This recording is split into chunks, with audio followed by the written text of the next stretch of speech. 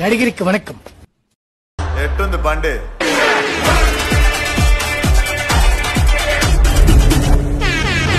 విశ్వక్సేన్, మీనాక్షి చౌదరి, శ్రద్ధ Srinath lead roles గా నటించిన movie mechanic Rocky. Movie అయితే డీసెంట్ వర్త్ వాచబుల్ అంతే.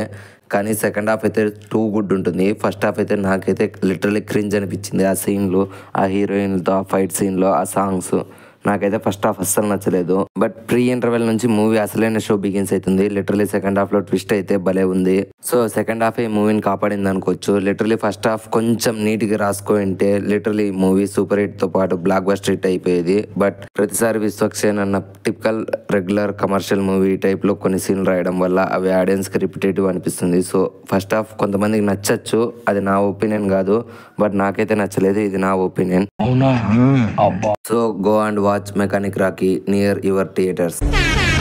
వీడియో ఆపేసి వెళ్ళిపోకమా. జీబ్రా మూవీ రివ్యూ కూడా ఈ వీడియోలోనే నెక్స్ట్ వస్తుంది. Keep watch.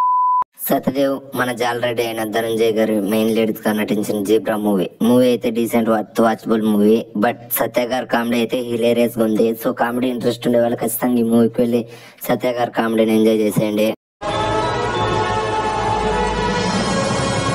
ఈ మూవీ లక్కీ భాస్కర్ కి ఫ్రీ మేక్ టైప్ లో ఉంటుందని చాలా మంది అనుకున్నారు. బట్ అదైతే రాంగ్. ఈ మూవీకి లక్కీ భాస్కర్ కి జస్ట్ బ్యాంక్ అనే సిమిలారిటీ తప్ప ఇంకా స్టోరీ అంతా డిఫరెంట్ గా ఉంటుంది.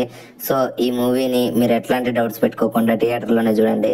ఈ మూవీలో కూడా ఫస్ట్ హాఫ్ పార్ట్ మాత్రం decent and half part cringe and second half అయితే డీసెంట్ వర్త్ వాచబుల్. బట్ సత్య గారి కామెడీ అయితే ప్రతి సీన్ నాకు నవ్వించింది. సో లిటరలీ ఆయన కామెడీకి ఫిదా అయిపోయా. ఈగర్లీ వెయిటింగ్ ఫర్ సత్య గారి న్యూ మూవీస్ కోసం.